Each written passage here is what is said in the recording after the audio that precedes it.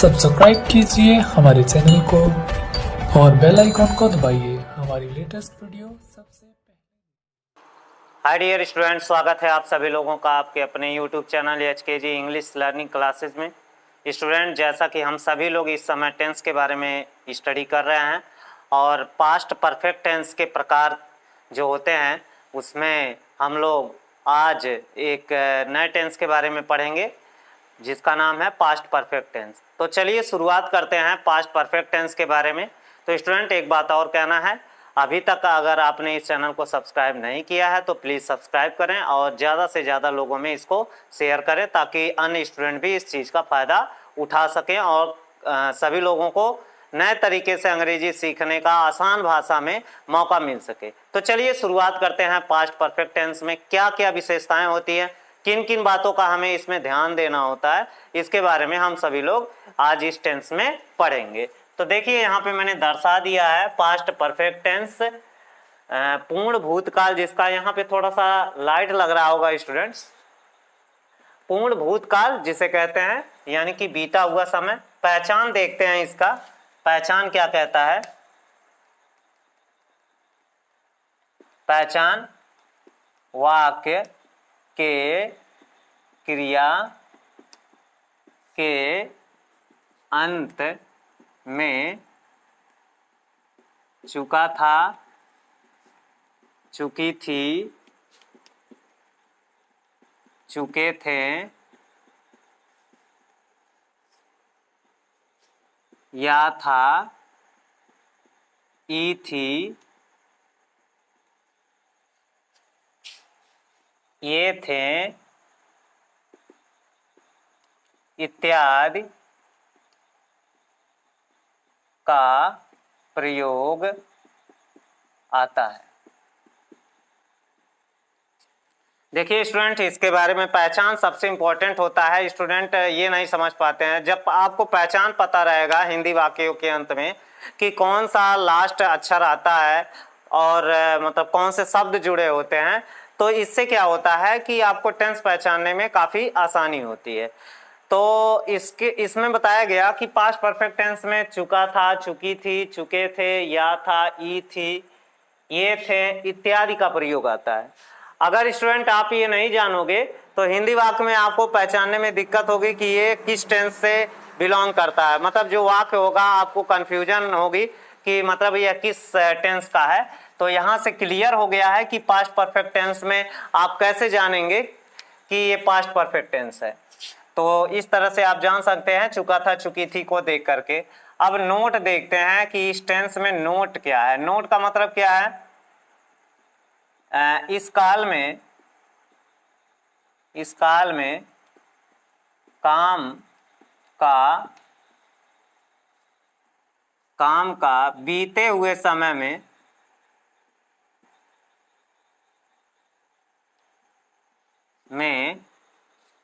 पूर्ण होना पाया जाता है।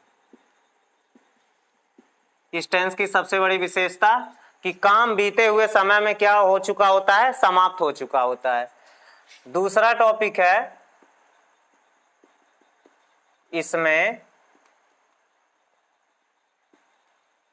एक ही वाक्य में दो कार्यों का होना पाया जाता है। देख लीजिए स्टूडेंट, एक ही वाक्य रहेगा लेकिन उसमें दो काम होंगे, सब्जेक्ट भी जो है अलग अलग होंगे यानी कर्ता। फिर तीसरा टॉपिक है, इसमें बिफोर माने पहले होता है, आफ्टर के बाद, यहां से पहले कर दे रहा हूं, आने के पहले या से पहले के बाद। फिर आता है ऑलरेडी, ऑलरेडी मीन्स पहले ही। फिर आता है आपका टिल, TILL, टिल माने होता है इस बात का ध्यान देंगे कि इस टेंस में बिफोर, आफ्टर, ऑलरेडी और टिल का प्रयोग आता है, का प्रयोग आता है। फिर अगला टॉपिक है चौथा नंबर। ध्यान देंगे, जो स्टूडेंट इसे ध्यान से इस वीडियो को देख लिया तो उसे फिर कहीं दूसरे वीडियो को या दूसरे चैनल को देखने की जरूरत नहीं है, वो इसी चैनल से अंग्रेजी ज्यादा से ज्यादा सीख सकता है। और देखिए स्टूडेंट, मैं आपको पढ़ा रहा हूं, मैंने सेल्फ स्टडी करके ये सारा चीज सीखा है, तो आपको पढ़ाया जा रहा है तो आप यहां से काफी कुछ सीख सकते हो, ठीक है। और चौथा नंबर है इसका कि इसमें जो हेल्पिंग वर्ब होती है वह हेल्पिंग वर्ब हैड एवं डिड का प्रयोग आफ्टर के साथ निगेटिव सेंटेंस में और इंट्रोगेटिव सेंटेंस में। ध्यान देंगे स्टूडेंट, ये मैंने निगेटिव इंट्रोगेटिव सेंटेंस लिखा है, इसे आप जरूर ध्यान देंगे कि आफ्टर का प्रयोग जब सेंटेंस में होगा तो उस टेंस में सहायक क्रिया, उस वाक्य में सहायक क्रिया आपका डिड आएगा निगेटिव और इंट्रोगेटिव में। फिर मतलब ये आपका सेंटेंस है जो यहाँ पे लिखा हुआ है, सेंटेंस यानी वाक्य होता है। अब देखिए मैं रूल बताने जा रहा हूं यहाँ पे। रूल नंबर 1, अफर्मेटिव सेंटेंस या पॉजिटिव सेंटेंस जिसे कहते हैं अफर्मेटिव, पूरा स्पष्ट बता रहा हूं स्टूडेंट्स। अगर मन से आपने देख लिया तो मैं दावे के साथ कह सकता हूं कि आपको यहाँ से कहीं और जाने की जरूरत नहीं है। अगर आप कोचिंग नहीं कर पा रहे हो, आपको टाइम नहीं है, ठीक है, तो आप इस वीडियो को देख करके भी बहुत कुछ अंग्रेजी सीख सकते हैं। आने वाले टाइम में इंटरमीडिएट के लिए, फिर हाई स्कूल के लिए, फिर जो छोटे क्लासेज हैं, जूनियर क्लासेज हैं, उसके लिए भी पढ़ाया जाएगा। जो उनके बुक्स होंगे, थोड़ा सा अभी ये सारा चीज़ जो फैक्ट होता है, इंपॉर्टेंट होता है ग्रामर के लिए, वो चीज़ मैं आप लोगों को बता रहा हूँ ताकि फिर आगे फ्यूचर में आपको दिक्कत ना हो। अफर्मेटिव सेंटेंस, साधारण वाक्य। ध्यान देंगे स्टूडेंट। अब ये रूल क्या कहता है, रूल इसका ध्यान दें। दोनों वचनकर्ताओं के साथ, यानी ही, सी, इट, आई और you, they, we, boys, children, boy, student, उसी को कहा जाता है सिंगुलर प्लूरल सब्जेक्ट। दोनों वचनकर्ताओं के साथ सहायक क्रिया जो ऊपर बताया गया, देख लीजिए, हैड बताया गया, डिड बताया गया, लेकिन डिड का प्रयोग आप कब करेंगे? आफ्टर के साथ, वो भी निगेटिव और इंट्रोगेटिव सेंटेंस में। इस बात को आपको ध्यान हमेशा देना पड़ेगा। और यही टेंस, मतलब जो तीनों टेंसेज के प्रकार में टोटल हम लोग 12 प्रकार पढ़ते हैं, 4 ही होता है, इंडिफिनिट, कॉन्टिन्यूअस, परफेक्ट और परफेक्ट कॉन्टिन्यूअस। तो बारी बारी से तीनों टेंसेज में प्रयोग होते हैं। तो इस तरह से हम कह सकते हैं कि वो जो प्रकार होते हैं 3 से 3 ही होते हैं, लेकिन उसके जो काइंड्स होते हैं वो 12 हो जाते हैं कुल मिला के। तो के साथ सहायक क्रिया हैड का प्रयोग करते हैं और मुख्य क्रिया की कौन सी अवस्था, मेन वर्ब का आपको थर्ड फॉर्म प्रयोग करना होता है। वर्ब का कौन सा फॉर्म, ध्यान रहे, दोनों वचनकर्ताओं के साथ सहायक क्रिया हैड का प्रयोग करते हैं और मुख्य क्रिया की कौन सी अवस्था, तीसरी अवस्था। तो मैं यहाँ फार्मूला आपको बता रहा हूं, छोटा फार्मूला है इसका। हैड वर्ब का थर्ड फॉर्म, फिर आप क्या लिखेंगे, ऑब्जेक्ट, फिर सेंटेंस में अगर कॉम्प्लीमेंट है तो कंप्लीमेंट। ये फार्मूला आप जरूर नोट कर लें स्टूडेंट्स, काफी मदद मिलेगा आपको। आने वाले टाइम में आप इससे काफी कुछ सीख सकते हैं, नया नया चीज आपको बताया जाएगा। देख लीजिए, सब्जेक्ट, फिर सहायक क्रिया हैड, फिर वर्ब का थर्ड फॉर्म यानी कि पास्ट पार्टिसिपल फॉर्म, फिर ऑब्जेक्ट। याद रहे स्टूडेंट, जो ऑब्जेक्ट होता है वह या तो नाउन होता है या तो प्रोनाउन होता है, वो भी व्यक्ति तथा वस्तु के रूप में पाया जाता है। ऑब्जेक्ट आपका जिस तरह से सब्जेक्ट होता है, सब्जेक्ट नाउन और प्रोनाउन के रूप में ही प्रयोग किया जाता है, तो ऑब्जेक्ट भी नाउन और प्रोनाउन के रूप में प्रयोग किया जाता है। मैंने पिछले वीडियोज में आपको पढ़ाया है पार्ट्स ऑफ स्पीच में।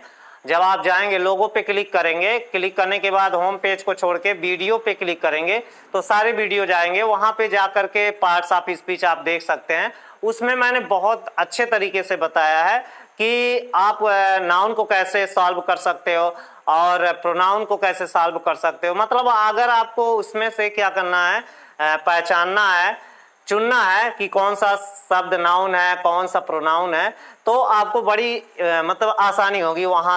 वहां देख लेंगे तो यहाँ देखिएगा तो मजा आएगा पढ़ने में। देखिए, छोटी छोटी चीजें आपको लर्न होनी चाहिए। कोई भी भाषा आसान नहीं होती है, सीखने में आपको टाइम लगता है, ठीक है। एट फर्स्ट आपका जो कॉन्फिडेंस लेवल होना चाहिए वो अच्छा होना चाहिए, अदरवाइज दिक्कत होगी। फिलहाल अब देखिए, वह पत्र पढ़ चुका था। वह क्या कर चुका था? वह पत्र पढ़ चुका था। तो इसके लिए आप क्या करेंगे? ही, सहायक क्रिया आपको क्या लेना है? Had, he had red.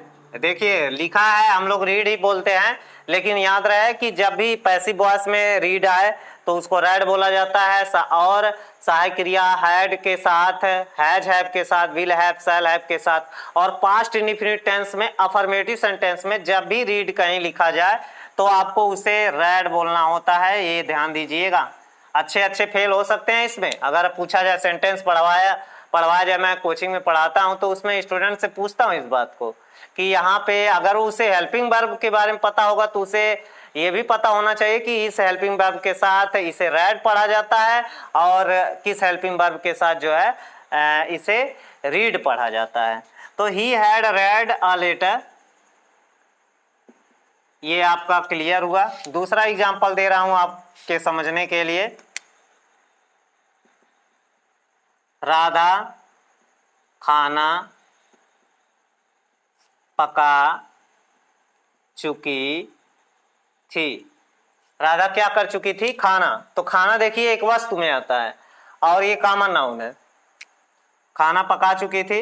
Radha had cooked food. यहाँ पे देखिए, मुख्य क्रिया की तीसरी अवस्था, मेन वर्ब का थर्ड फॉर्म। यहाँ पे हेल्पिंग वर्ब आपका क्या प्रयोग किया गया? हैड प्रयोग किया गया। जब हम लोग हेल्पिंग वर्ब का स्टडी करते हैं स्टूडेंट, तो जो प्राइमरी एक्सिलियरी होता है, प्राइमरी एक्सिलियरी में 3 प्रारूप होते हैं। बी फार्म की क्रिया जो is, am, are, was, were होती है। हैव फार्म की जो क्रिया होती है वो हैज, हैव, हैड होती है। और डू फार्म की क्रिया डू, डज, डिड होती है। तो जो ये हेल्पिंग वर्ब यहाँ पे लगा हुआ है ये हैव फार्म का है, ठीक है, ध्यान देंगे। फिर मैं चाहता हूं कि आप सभी लोग इसका स्क्रीनशॉट ले लें और अपने नोटबुक में जरूर लिखें। बहुत अच्छे तरीके से पढ़ाया जा रहा है, मैं बेहतर से बेहतर पढ़ाने का प्रयास कर रहा हूं और इससे आप काफ़ी कुछ सीखेंगे। तो चलिए आगे बढ़ते हैं। ये तो रूल नंबर 1 था। पास्ट टेंस के बारे में, माने पास्ट परफेक्ट टेंस के बारे में क्या क्या मुख्य बातें हैं इसके बारे में आपको बताया गया कि इसमें बिफोर, आफ्टर, ऑलरेडी, टिल का प्रयोग होता है। ये सभी एडवर्ब कहलाते हैं स्टूडेंट्स। और बिफोर आफ्टर का प्रयोग आप कैसे करेंगे?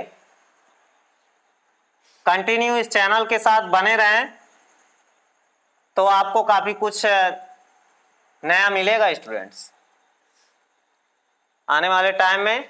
हाँ, एक सूचना देना है सभी स्टूडेंट को। सूचना इस बात का है कि मैं नेक्स्ट महीने से जो है आप लोगों को लाइव पढ़ाऊंगा। उसके लिए जो है आपको मैं अपना व्हाट्सएप नंबर दे दूंगा, उस पर आपको मुझसे संपर्क करना होगा और उसमें आपका हाई स्कूल और इंटरमीडिएट का जो कोर्स है वह शाम 7 बजे से 8 और 8 से 9 बजे तक पढ़ाया जाएगा। तो जो स्टूडेंट इच्छुक होंगे ऑनलाइन पढ़ने के लिए तो मैं उनको ऑनलाइन भी एजुकेशन दूंगा। आप लाइव क्लास भी देख सकते हैं अगले महीने से आपको मतलब इसके लिए मिलेगा सुविधा। और क्या उसके रूल्स और रेगुलेशंस होंगे वो आपको फ्यूचर में बताया जाएगा। रूल नंबर 2 देखिए स्टूडेंट्स, रूल नंबर 2 क्या कह रहा है, यदि वाक्य में के पहले या से पहले, के पहले या से पहले आया हो तो उसके बाद के वाक्य को पास्ट परफेक्ट टेंस में तथा शुरू के वाक्य को पास्ट इंडिफिनिट टेंस में अनुवाद करते हैं। इससे पहले आप लोगों को बताया गया कि इसमें एक ही वाक्य में साथ साथ दो कार्यों का होना पाया जाता है। आप लोगों को बताया गया इसके बारे में। पास्ट परफेक्ट टेंस में कौन सा सेंटेंस बनाएंगे और पास्ट इंडिफिनिट टेंस में कौन सा सेंटेंस बनाएंगे, इस बात का आप ध्यान देंगे स्टूडेंट्स। जैसे कि देखिए पास्ट परफेक्ट टेंस और पास्ट इंडिफिनिट टेंस कैसे आप अनुवाद करेंगे, मैं इसको बता रहा हूं। देखिए यहाँ पे मैं फार्मूला दे रहा हूं, सब्जेक्ट फिर हैड, फिर वर्ब का आप थर्ड फॉर्म प्रयोग करेंगे, फिर ऑब्जेक्ट का प्रयोग करेंगे, फिर बिफोर आपका आएगा जो कि एक एडवर्ब है, प्रीपोजिशन भी प्रयोग होता है बिफोर, फिर आप सब्जेक्ट प्रयोग करेंगे, फिर ये देखिए पास्ट इंडिफिनिट यही है आपका, फिर आपका ऑब्जेक्ट या कंप्लीमेंट बाद में कंप्लीमेंट कर सकते हैं। ठीक है, मैं बार बार कंप्लीमेंट नहीं लिख रहा हूं, इस बात का आप ध्यान देंगे। बचे हुए शब्द जो भी प्रयोग किए जाते हैं सेंटेंस में दे आर कॉल्ड कंप्लीमेंट। अब देखिए कहा है एक ही वाक्य में दो कार्यों का होना पाया जाता है। जैसे उदाहरण है समझते हैं, रामू के स्कूल जाने से पहले चपरासी घंटी नहीं, रामू के यहाँ स्कूल पहुंचने कर दें, रामू के स्कूल पहुंचने से पहले चपरासी घंटी बजा चुका था। अब क्या बताया गया, ऊपर आप ध्यान देंगे, ऊपर लिखा है यदि वाक्य में के पहले या से पहले आया हो तो उसके बाद के वाक्य को, यानी कि से पहले यहाँ पे लिखा हुआ है और से पहले के बाद का वाक्य यही है। पास्ट इंडिफिनिट सबसे डिफिकल्ट होता है स्टूडेंट, अगर आपने इसको सीख लिया तो सारे टेंस को आप बना लोगे, सारे सेंटेंस के वाक्य को आप ट्रांसलेट कर लोगे। तो मैं चाहता हूं कि इसको आप पूरे ध्यान से देखें भाई, डिफिकल्ट है और जिसको टेंस नहीं आएगा वो अंग्रेजी में सही ना तो बोल पाएगा ना सही तरीके से किसी भी किताब के अर्थ को समझ पाएगा। चपरासी घंटी बजा चुका था, कौन घंटी बजा चुका था? चपरासी, यानी कि घंटी बजाने का काम पहले समाप्त हुआ। तो इसे आप किस टेंस में बनाएंगे, यहाँ पे लिखे हैं past perfect tense, short form यहाँ पे दिए हैं। और शुरू के वाक्य को, शुरू का वाक्य यही है, रामू के स्कूल पहुंचने, ध्यान देंगे रामू के स्कूल पहुंचने से मतलब यहाँ पे इससे पहले जो शब्द सेंटेंस लिखा हुआ है। और पहली मतलब दूसरी बात ये देख लीजिए कि इसमें एक ही वाक्य है, अंत में पूर्ण विराम का प्रयोग हुआ है। स्कूल पहुंचना, पहुंचना एक क्रिया हो गया और घंटी बजाना यानी बजाना यह एक क्रिया हो गया। एक ही वाक्य में दो क्रिया का होना पाया गया, दो सब्जेक्ट भी है, चपरासी है, इधर राम है। ठीक है, दोनों नाउन है लेकिन इसमें एक प्रॉपर नाउन है और एक कॉमन नाउन है। ठीक है, तो चपरासी घंटी बजा चुका था, प्यून हैड, यहां फार्मूला दिया हूं देखिए, प्यून हैड रिंग रैंग रंग द बेल, क्रिया का थर्ड फॉर्म प्रयोग हुआ है स्टूडेंट। देखिए ऑब्जेक्ट में आपका वेल हो गया, फिर बिफोर का प्रयोग करेंगे आप, बिफोर। अब आया फिर सब्जेक्ट आ गया, सब्जेक्ट कौन है? रामू, रामू। अब क्या है? स्कूल पहुंचना, क्रिया का सेकंड फॉर्म प्रयोग करेंगे, रीच का सेकंड फॉर्म, रीच्ड टू कहां? स्कूल। देखिए कितने इजी तरीके से बन गया स्टूडेंट्स। अब आपको मैं रूल नंबर 3 बता रहा हूं। रूल 3, रूल 3 क्या कह रहा है? आफ्टर का प्रयोग आया हो तो बिफोर के फॉर्मूला का उल्टा कर देते हैं। क्या बताया गया यहां पे? अगर सेंटेंस में क्या आया हो? आफ्टर, बनाएंगे आप दाहिने तरफ का ही। आफ्टर का प्रयोग आया हो तो बिफोर के फार्मूला का उल्टा, यानी कि बिफोर का फार्मूला ये है, यहाँ सब्जेक्ट है, हैड है, वर्ब थर्ड फॉर्म, फिर ऑब्जेक्ट है, इसलिए सामने है तो मैं छोटा समझा रहा हूं आप लोगों को। सामने है तो समझ लीजिए, बिफोर फिर सब्जेक्ट फिर वर्ब सेकंड फॉर्म फिर ऑब्जेक्ट। अब इधर वाला इधर हो जाएगा और उधर वाला इधर आ जाएगा, यानी कि यक्स की तरह। आप क्या करेंगे? सब्जेक्ट हैड, सॉरी हैड नहीं लगेगा, सब्जेक्ट वर्ब सेकंड फॉर्म देखिए, फिर आपका ऑब्जेक्ट आ गया, फिर आफ्टर आया जहां बिफोर है, फिर आप सब्जेक्ट लिखोगे, ये वाला सिस्टम ये इधर आ जाएगा, सब्जेक्ट फिर हैड फिर वर्ब का थर्ड फॉर्म फिर आपका ऑब्जेक्ट। देखिए कितना इजी है स्टूडेंट समझना। रामू, अच्छा रामू छोड़िए, तुम्हारे यहाँ आने के बाद गीता आई थी। कौन आया था? गीता आई थी। ये वाला सेंटेंस आपको पास्ट इंडिफिनिट टेंस में बनाना है। अगर इसी में बिफोर होता यानी कि से पहले होता तो ये ऊपर वाला फार्मूला प्रयोग होता, लेकिन अब क्या करेंगे? गीता आई थी, सब्जेक्ट कौन हो गया? आपका गीता हो गई, गीता। कम का सेकंड फॉर्म आप क्या लिखेंगे? केम, गीता केम। अब देखिए ऑब्जेक्ट में कुछ नहीं है, कंप्लीमेंट में कोई शब्द इस सेंटेंस में नहीं है। यहाँ पे देखिए इसमें दो काम हो रहा है, एक आना है, यहाँ भी आना है, ठीक है। गीता केम आफ्टर,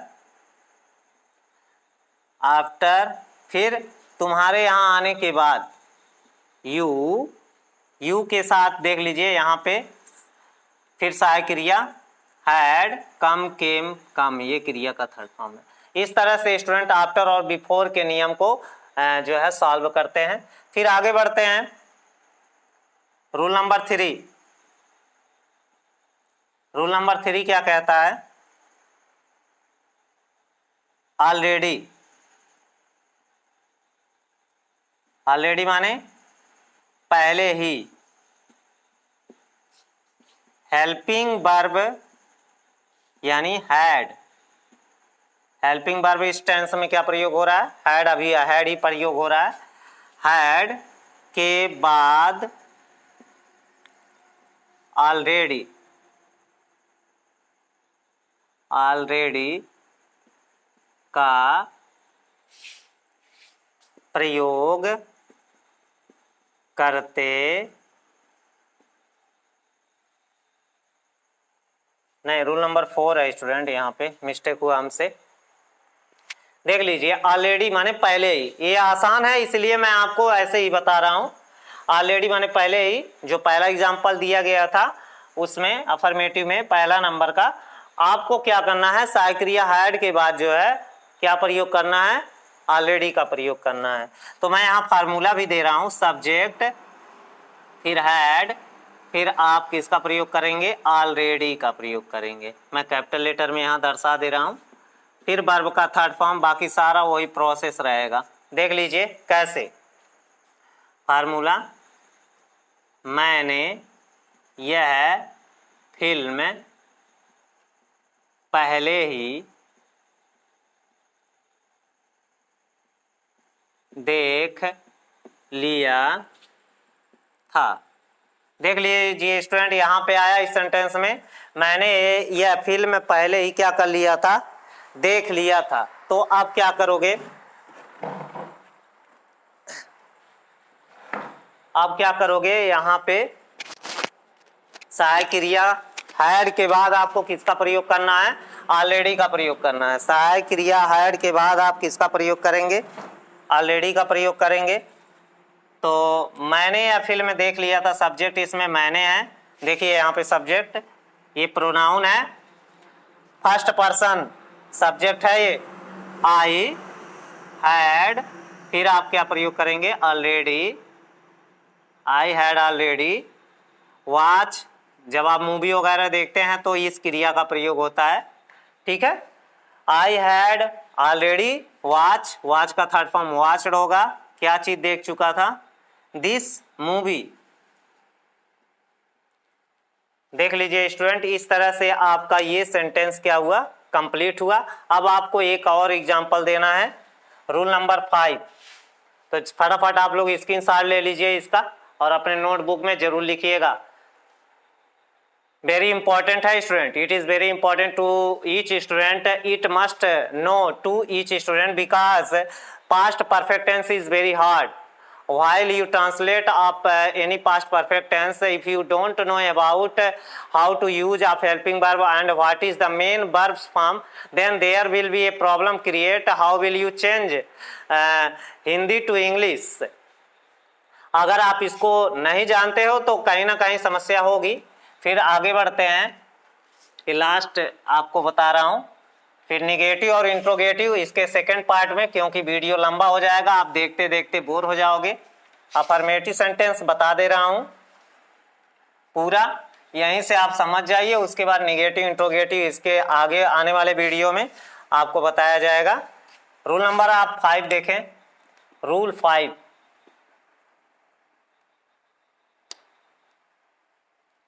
रूल 5 तक, तक का प्रयोग, यानी तक का मीनिंग क्या होता है, टिल होता है, मतलब टिल माने तक होता है।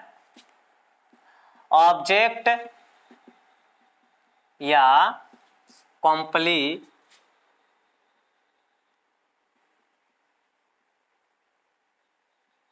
के बाद टिल, फिर समय का प्रयोग करते हैं।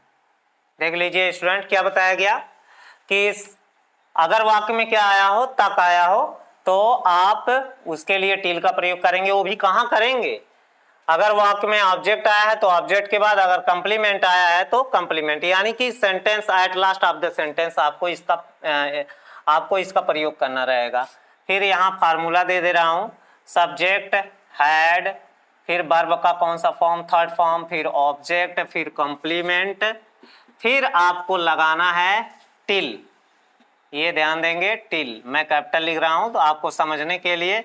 फिर आप किसका प्रयोग करेंगे, टाइम का प्रयोग करेंगे। अब यहां से अगर आप नहीं समझ पाएंगे तो कहीं नहीं समझ पाएंगे स्टूडेंट, जान लीजिए। जैसे वह शाम तक यहां, इससे पहले इरेज कर दूं, 1 मिनट स्टूडेंट्स।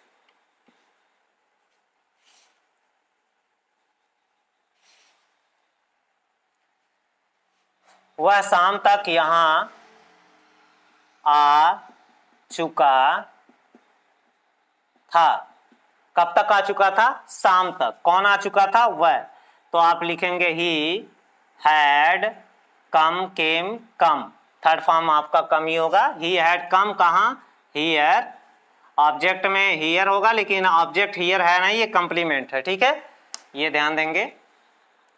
कॉम्प्लीमेंट जब मैं शॉर्ट में लिखता हूं तो COM के बाद आपको बिंदी लगाना पड़ेगा, पॉइंट रख दीजिएगा, इससे पता चल जाएगा कि वो शॉर्ट में लिखा हुआ है। He had come here till, till माने तक, पास्ट परफेक्ट टेंस में तक की अंग्रेजी टिल का प्रयोग होता है, टिल इवनिंग। फिर एक उदाहरण और दे रहा हूं, महिमा सोमवार तक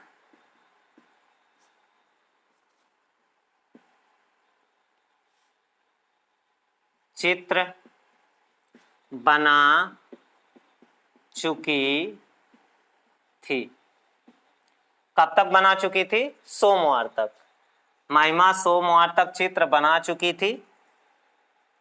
महिमा हैड, देख लीजिए, महिमा आपका सब्जेक्ट हो गया, फिर सहायक क्रिया हैड हो गया, फिर बनाने का मेक का थर्ड फॉर्म मेड होता है, मेड अ पिक्चर। क्या कब तक बना चुकी थी? ऑब्जेक्ट में आपका एक पिक्चर हो गया, टिल मंडे। तो स्टूडेंट्स, ये आपका पूरा अफर्मेटिव सेंटेंस का रूल था जो आप लोगों को बताया गया। आशा करते हैं कि आप सभी लोगों को समझ में आया होगा। और इतना वीडियो देखने के बाद अगर आपने इस चैनल को सब्सक्राइब नहीं किया है तो जरूर सब्सक्राइब करें और ज़्यादा से ज़्यादा लोगों में शेयर करें, ज़्यादा से ज़्यादा लोगों के पास ही इसको पहुंचाइए स्टूडेंट, ताकि अन्य स्टूडेंट भी जो कमज़ोर स्टूडेंट हैं इस चीज़ का फ़ायदा उठा सके। चलिए, इसके सेकेंड पार्ट में आप लोगों को निगेटिव और इंट्रोगेटिव सेंटेंस के बारे में बताया जाएगा। मिलते हैं अगले वीडियो में, तब तक के लिए have a good day, thank you.